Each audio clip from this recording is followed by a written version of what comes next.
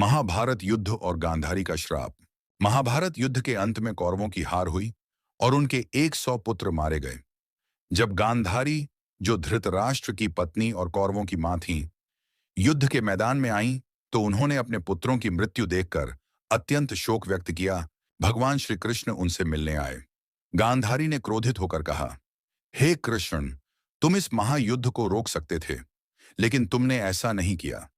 तुम्हारी यह निष्क्रियता मेरे पुत्रों की मृत्यु का कारण बनी।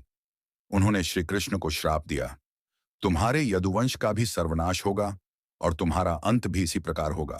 गांधारी के श्राप के अनुसार द्वारका में यदुवंशियों के बीच आपसी कलह उत्पन्न हुई। एक दिन सभी यदुवंशी नशे में धुत होकर आपस में लड़ने लगे और एक दूसरे को मार डाला। इस विनाश के बाद द्वारका भी समुद्र में डूब गई। यदुवंश के विनाश के बाद श्री कृष्ण ने द्वारका छोड़कर जंगल में तपस्या करने का निर्णय लिया। वे ध्यानमग्न होकर एक वृक्ष के नीचे बैठ गए।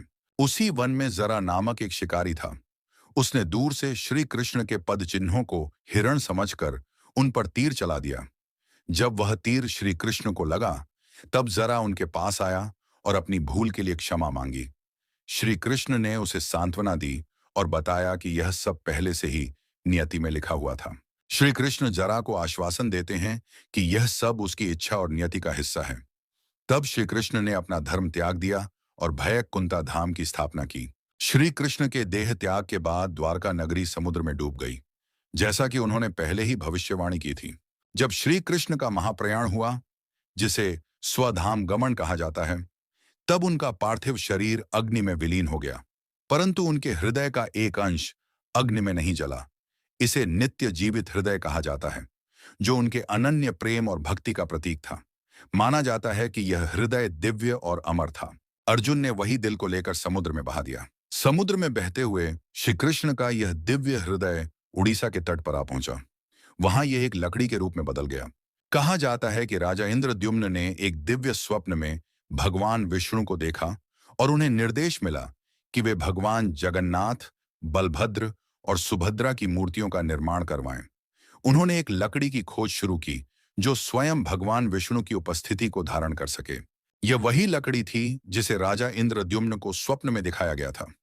भगवान ने उन्हें इस लकड़ी से जगन्नाथ, बलभद्र और सुभद्रा की मूर्तियां बनाने का आदेश दिया। जब मूर्तियां बन रही थीं, तो भगवान विश्वकर्मा ने कहा कि कोई उन्हें न देखे, लेकिन राजा इंद्रद्युम्न ने अधीर होकर दरवाजा खोल दिया। मूर्तियां अधूरी रह गईं, उनके हाथ और पैर नहीं बने। भगवान ने इसे ही अपनी लीला माना और मूर्तियां स्थापित की गईं। जब मूर्तियों का निर्माण पूरा हुआ, तो श्री कृष्ण का हृदय ध्रुव ब्रह्म भगवान जगन्नाथ की मूर्ति के भीतर रखा गया। यह माना जाता है कि जगन्नाथ की मूर्ति में श्री कृष्ण का वही दिव्य हृदय स्थापित है। यह उनकी प्राण शक्ति का प्रतीक है। भगवान जगन्नाथ की रथ यात्रा हर साल बड़े धूमधाम से मनाई जाती है। इस दौरान तीनों भाई बहन जगन्नाथ, बलभद्र और सुभद्रा विशाल रथों में बैठकर नगर भ्रमण करते हैं। भक्तगण इसे खींचते हुए आनंद और भक्ति में डूब जाते हैं।